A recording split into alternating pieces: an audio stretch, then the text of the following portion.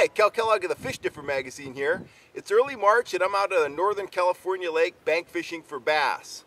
The water temperature's in the mid-50s. The fish are in early pre-spawn mode. It's a breezy morning, and I thought I'd just go over some of the tackle I use when I'm bank fishing for bass. And when you see guys in boats, they've got 6 rods and every kind of lure you can imagine. When you're hiking the banks, you got to go light. So I carry 2 rods. I carry 1 rod typically rigged up for fishing soft plastics, and I carry another rod rigged up for reaction baits. And I don't carry a whole bunch of different lures with me. Typically, I like to get started early in the morning, and I'll start out fishing with reaction baits, and I'll fish my way all the way out to wherever I'm going with reaction baits. Like today, I'm fishing a river to sea, a 3-inch rover, topwater lure. The fishing hasn't been great this morning.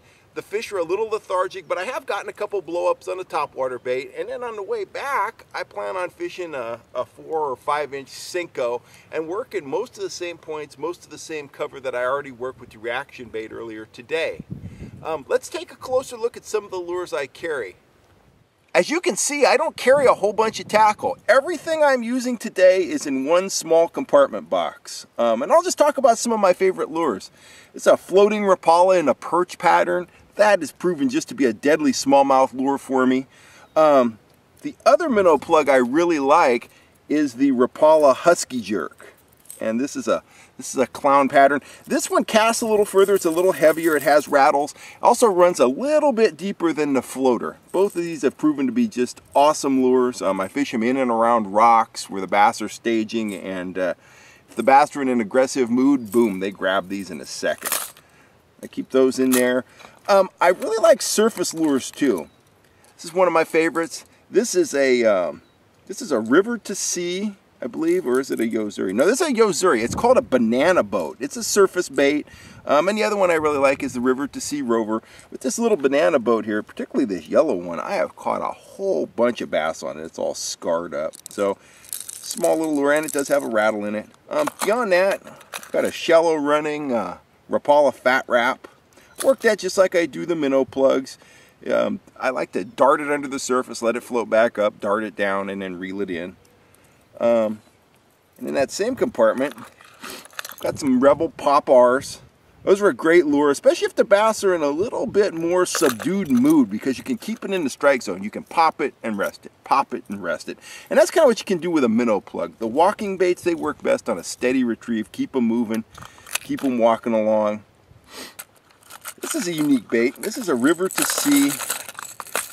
Well, it's kind of connected to these two. I got a couple rattling crankbaits there. I've got a white one, basically a shattered pattern, and a crawdad pattern. But this bait here, I won't detangle them. This is a shad pattern can to sea waking crankbait. It barely dives at all. It dives just deep enough to wake the surface, and that can just be a super effective bait, and one that's a lot of fun to fish. Moving on to my last 2 compartments. This is kind of a secret bait.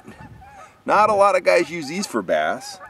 This is actually a big Panther Martin Fire Tiger pattern salmon spinner. But bass love it. Bass like inline spinners. Not a lot of guys fish them, as I said, but they can be quite deadly, and I really like the marabou skirt on this one. It's very lifelike, and it casts far. You can count it down, fish at a variety of depths. A very deadly lure. And final compartment, I've just got some old tried and true beetle spins. It's a small spinner bait. I've got some in 1/8 ounce, some in 1/4 ounce. I like to wake these right under the surface. I keep them shallow, cast them out, bring them in around the rocks, around the grass. They work really well. In truth, I prefer the hard baits over these, but this is a reaction bait I'll use if the fish are reluctant to come up to the surface. I found that these work really well. And then for today, I'm not fishing any traditional plastic worms, so I've just got a small selection of Octopus style hooks, and what those are for is I'm going to team those with my Senkos. Amber colored Senkos, watermelon colored. These are 5-inch green pumpkin colored. They all work great. On the way back today, I'm just going to be dead sticking these in and around the cover. I worked this morning with the surface lure. I know there's bass up because I did get a couple to blow up on top, and I imagine there were a lot more that didn't show themselves. But I suspect they're going to jump all over a Cinco. So that's my tackle selection. I fish all this stuff, as I mentioned, with a pair of spinning rods. I've got one rod set up for reaction baits, one set up for soft plastics. And you better look at those rods. A couple Revo spinning reels, got them both spooled up with 8-pound test. A couple lightweight, medium lightweight Fenwick rods. I'm going to swap out that surface lure probably for that spinner at this point, and I'll concentrate on tossing the Cinco. But I might throw that spinner a few times too, just to see if somebody's active, somebody's feeling aggressive. So that's my tackle assortment, and I'm going to get back to fishing.